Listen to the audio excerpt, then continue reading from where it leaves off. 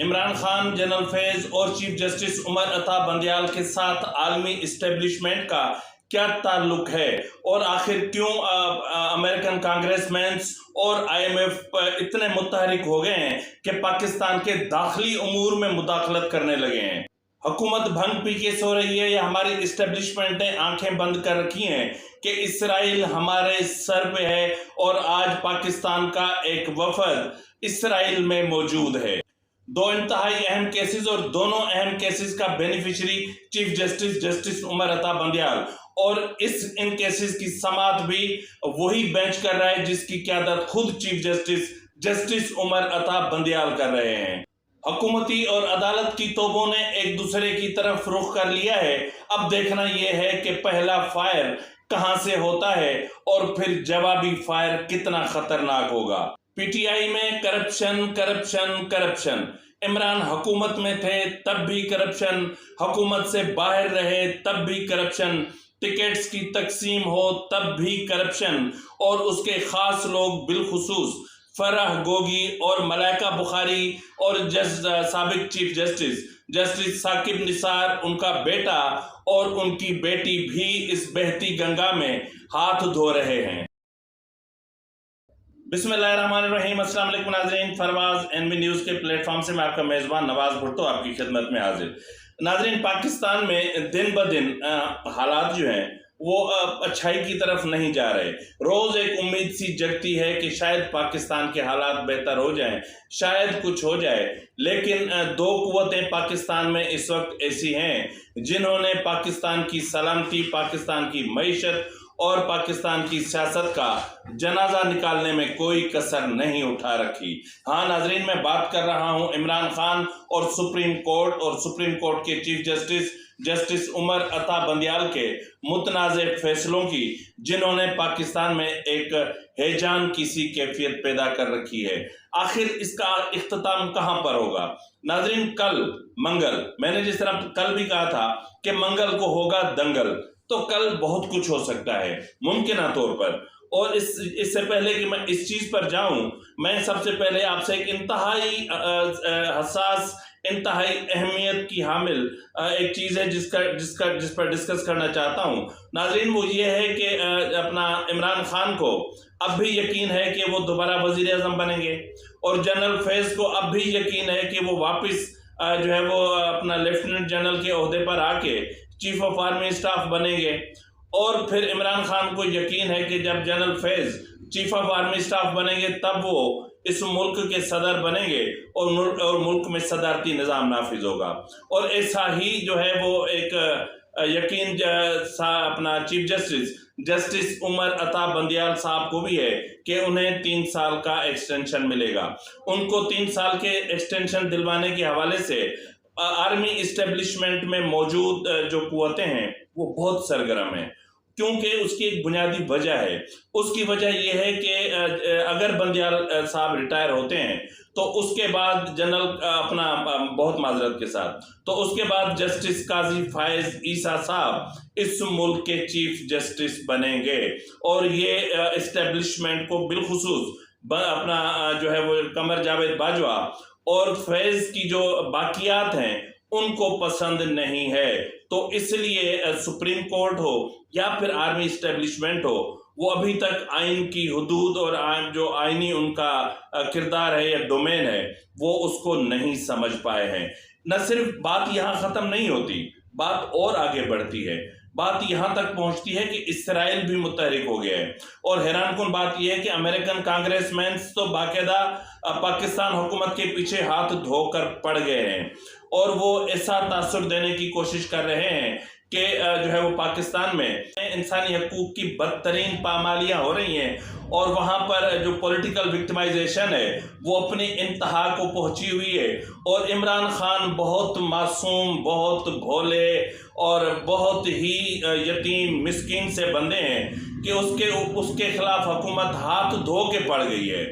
تو اس لیے جو ہے وہ ضروری ہے کہ ان کو بچایا جائے۔ تو ناظرین، بریڈ شرمین اور IMF یہ دونوں اور دیگر جو کانگریس مینس ہیں، بالخصوص کچھ خواتین، وہ تو مطلب یہ چاہتے ہیں کہ جیسے کچھ بھی ہو جائے IMF ने कहा है और अमेरिकन कांग्रेसमैन ने कहा है कि सितंबर से पहले इंतखाबात करवाओ, मतलब जुलाई में इंतखाबात करवाओ। जुलाई में इंतखाबात करवाना इसलिए लाजमी है कि अगर जुलाई में इंतखाबात होते हैं तो चीफ जस्टिस उमर अता बंदयाल को एक्सटेंशन मिल सकता है 3 साल का। तो उसके एक्सटेंशन का मतलब ये है कि जस्टिस काजी फैज ईसा चीफ जस्टिस नहीं बन सकेंगे। ये मैं तो कहता आ रहा हूं पहले दिन से। ये इशू सबसे पहले फरवाज एनबी न्यूज के प्लेटफॉर्म से उठाया गया था कि जस्टिस उमर अता बंदयाल साहब जो हैं वो एक्सटेंशन चाहते हैं, लेकिन उस वक्त शायद मेरी बात को किसी ने वजन नहीं लिया, क्योंकि हम छोटे यूट्यूबर्स हैं। तो छोटे यूट्यूबर्स को न तो कोई देखना पसंद करता है ना ही कोई उनकी बात पे यकीन करता है, लेकिन वक्त ने साबित कर दिया कि हमारा मौक़िफ़ दुरुस्त था।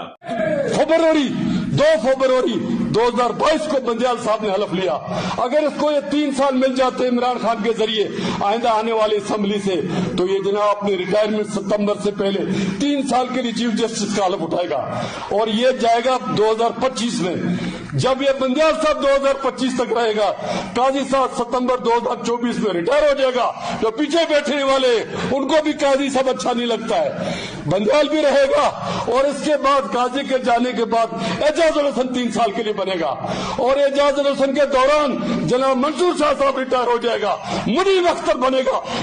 तो इसके अलावा नाजरीन, जिस तरह उनकी पूरी कोशिश है कि ये सब कुछ हो जाए और सितंबर में हो जाए, जुलाई में ये गवर्नमेंट चली जाए। नाजरीन, इस वक्त जिस तरह मैंने आपसे कहा कि क्या हुकूमत भंग पी के सो रही है या आर्मी इस्टेब्लिशमेंट जो है क्या उसको कुछ पता नहीं है? क्या उन्होंने जो है वो कानों में अपना रुई डाल के उसके ऊपर तेल डाल दिया है? आखिर ऐसा क्या हुआ है? नाजरीन, इस वक्त मैं आपको बताता चलूं, ये इंतहाई अहम इंफॉर्मेशन है कि जनूबी एशियाई मुस्लिम ममालिक का एक वफद इमरान खान के दौर में गया था। इसराइल रवाना हो गया है। इस वफद में दीगर ममालिक के साथ पाकिस्तानी जो है वो शुरका भी शामिल हैं, पाकिस्तानी शुरका। नाज़रीन, ये भी रिपोर्ट किया गया है कि मुस्लिम ममालिक का वफद इसराइल में रवां हफ्ते होने वाले शराका कॉन्फ्रेंस में शिरकत के लिए इसराइल पहुंचा है। हैरत की बात है। इस हवाले से शराका के जो एग्जीक्यूटिव डायरेक्टर डान फेफर है, उनका कहना है कि रवां हफ्ते जनूबी एशियाई ममालिक से ताल्लुक रखने वाले मुतअद्दिद इंटेलेक्चुअल्स इसराइल पहुंच रहे हैं। ये इंटेलेक्चुअल्स जो होते हैं ना, बुनियादी तौर पे ज्यादातर जो इंटेलेक्चुअल्स होते हैं वो पाकिस्तान में हालात की खराबी की आड़ बना के अमेरिका, लंदन, बरतानिया और कनाडा जैसे ममालिक में या ऑस्ट्रेलिया जैसे ममालिक में वहां पे जाके जो है वो पनाह लेते हैं, असाइलम लेते हैं। और मतलब असाइलम लेने का एक और तरीका भी है जिसमें ज्यादातर इंटेलेक्चुअल्स ने वो तरीका अख्तियार किया, वहां पर जाके वो ये शो करते हैं कि हम गे हैं और पाकिस्तान में हमें हकूक मुयसर नहीं है। तो बहरहाल जी जो है वो कहा गया है कि इंटेलेक्चुअल्स पहुंच रहे हैं। पाकिस्तान से जाने वाले वफद में मजहबी रहनुमा, समाजी रहनुमा, फैशन इंडस्ट्री और न्यूज मीडिया इंडस्ट्री से ताल्लुक रखने वाले अफराद शामिल हैं।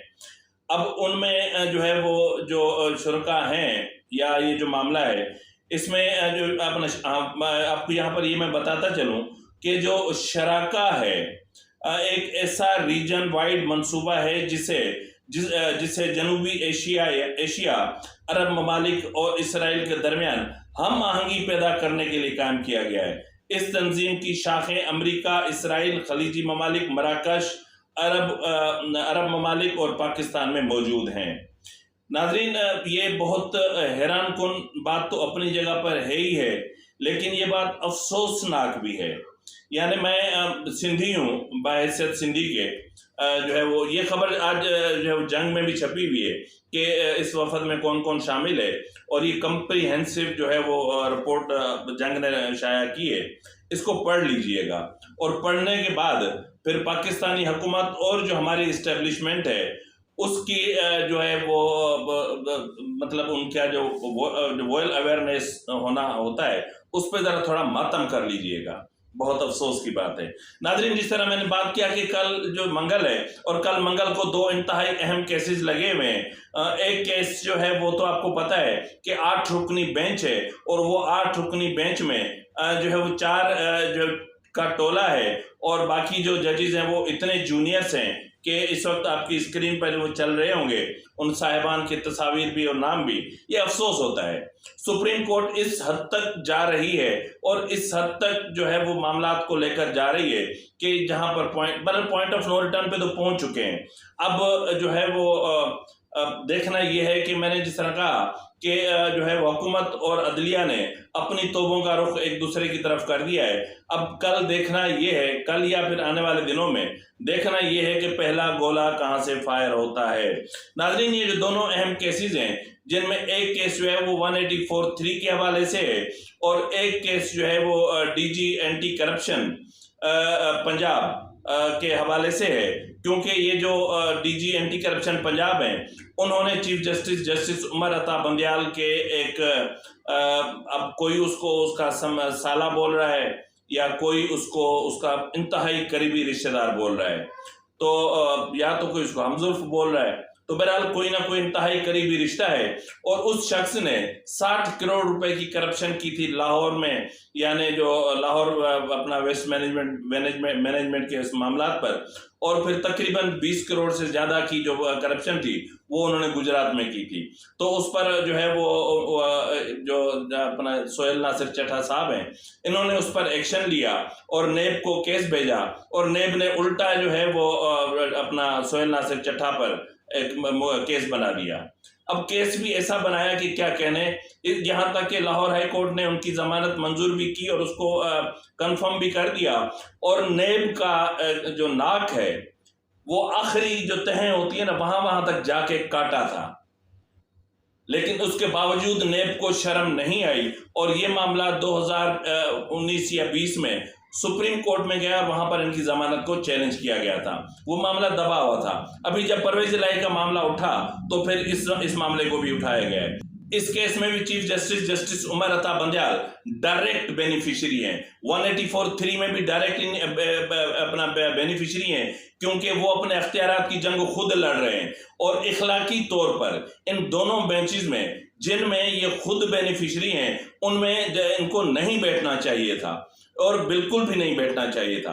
लेकिन जो है वो जाहिर है कि आजकल वो जंगल के बादशाह बने हुए, यानी सुप्रीम कोर्ट के बादशाह बने हुए, वन मैन पावर शो, यानी जो इनका चैम्बर है वहां से एक आमराना टाइप के अहकामात जारी होते हैं। और बहरहाल कुछ और चीजें भी हैं, मैंने कल भी आपको बताई थी और अब क्या बताऊं मैं। तो बहरहाल नाज़रीन, इस वक्त जो ये मामलात हैं ये इंतहाई अहमियत अख्तियार कर चुके हैं और इंतहाई हसासियत की तरफ बढ़ रहे हैं। और मैं आपको ये भी बताता चलूं कि अगर सुप्रीम कोर्ट ने कल के हवाले से कोई तैयारी कर रखी है जिसकी अफवाहें गर्दिश कर रही हैं, तो फिर हुकूमत ने भी अपनी तैयारी मुकम्मल कर ली है और कुछ फाइलें हैं जो मोस्ट कॉन्फिडेंशियल हैं। वाया सर्कुलेशन जो है वो उन पर मंजूरी ली जा चुकी है और उन जो है वो फाइलों में कुछ इंतहाई अहम नौयत के जो केसेस हैं, अपना ऑर्डर्स हैं, उन पर सिर्फ तारीख डाल के और उन ऑर्डर्स को जारी करना है और जिसके बाद फिर ये जंग कितनी अहमियत अख्तियार कर जाएगी ये आपको भी पता है, मुझे भी पता है। नाज़रीन, यहाँ पर मैं आपको एक और खबर जिस तरह मैंने आपसे कहा बताता चलूँ कि वो ये है कि मलिक रियाज के जो बेटे हैं अली मलिक, उनके और फराह गोगी के दरमियान फराह गोगी के दरमियान कुछ अजीबोगरीब किस्म के ताल्लुकात की अफवाहें गर्दिश कर रही हैं। गो के मलिक रियाज ने इसकी वजाहत की है, लेकिन फराह गोगी का जिस तरह वो मलिक रियाज के जहाज में या तैयारे में बैठी हुई हैं और जिस तरह उनका तैयारा रिक्शे के तौर पर इस्तेमाल करती थी और जिस तरह उनके जहाज में मनी लॉन्ड्रिंग और जो अपना तोशाखाना के तहफ़ ले जाकर दुबई में बेचे जाते थे, तो उसके बाद अब क्या बचता है। इसके अलावा नाज़रीन, गुज़िश्ता रोज़ सलीम साफ़ी साहब के एक प्रोग्राम में जो है वो ये एक इंकशाफ सामने आया है कि मलाइका बुखारी की एक बहन है, अपना किरण अली बुखारी, वो 2020 से جو ہے وہ IT ڈپارٹمنٹ سے 1,10,000 تنخواہ ماہانہ اٹھا رہی ہیں، لیکن انہوں نے آج تک کبھی اپنے آفس کا منہ تک نہیں دیکھا، اس دروازے کو ٹچ تک نہیں کیا، اور اس کو یہ پتہ بھی نہیں ہے کہ IT ڈپارٹمنٹ خیبر پختونخوا میں ہے بھی۔ تو خیبر پختونخوا میں PTI کے دور میں کھربوں روپے کی کرپشن ہوئی ہے، لیکن مجھے حیرت اس چیز پر ہے کہ کہاں ہے حکومت، کہاں ہے نیب، کہاں ہے اینٹی کرپشن، کہاں ہے ادارے؟ کوئی ہے؟ کوئی سن رہا ہے؟ او بھائی، آنکھیں کھولو، کان کھولو، آنکھیں اور کان دونوں کھلی رکھو گے تو بڑے فائدے میں رہو گے۔ اور میں آپ سے یہ اس لیے بھی کہہ رہا ہوں کہ آنکھیں اور کان کھلی رکھو، اس لیے کہ اسرائیل آپ کے سر پر ہے۔ عمران پروجیکٹ کا اہم پوائنٹ اب عالمی اسٹیبلشمنٹ خود پورا کرنے چلی ہے۔ اس کو روکو، اس پروجیکٹ کو روکو۔ کہیں ایسا نہ ہو کہ پاکستان کے چین کے ساتھ جس طرح تعلقات بہتر ہوتے جا رہے ہیں اور بہت اچھائی کی طرف جا رہے ہیں، تو امریکہ اس کی سزا کے طور پر ہمارے وجود کو نہ ہلا کے رکھ دے۔ تو اس سے پہلے آپ اقدامات اٹھائیں اور امریکہ کو کہیں کہ سر، انف از انف، ہمارے داخلی معاملات میں مداخلت نہ کی جائے۔ ہماری مرضی ہے ہم روس سے کیا خریدتے ہیں، ہماری مرضی ہے ہم چائنا کے ساتھ کون سا ایگریمنٹ کرتے ہیں، ہماری مرضی ہے ہم دوست عرب ممالک سے کیا لیتے ہیں کیا دیتے ہیں۔ اب بس۔ اور جو مسلم ممالک ہیں ان کو بھی چاہیے کہ جو ہے وہ IMF کو منہ توڑ جواب دینے کے لیے پاکستان کی مدد کے لیے آگے آئیں، اور پاکستان کی جو قیادت ہے، جو پولیٹیشنز ہیں، ان کو بھی تھوڑی سی شرم آنی چاہیے، غیرت آنی چاہیے کہ وہ اپنے ملک کے دفاع کے لیے یا اپنے ملک کی ترقی اور قوم کی ترقی اور عوام کی بہتری کے لیے خدا کے واسطے کرپشن کے راستے چھوڑ دیں۔ خدا کے واسطے اس ملک کو دیکھیں، اس ملک کے نظام کو چلنے دیں۔ میں اس آرمی اسٹیبلشمنٹ سے بھی کہہ رہا ہوں، مجھے آج تک یہ یقین نہیں ہے کہ آرمی اسٹیبلشمنٹ پولیٹیکل ہو چکی ہے۔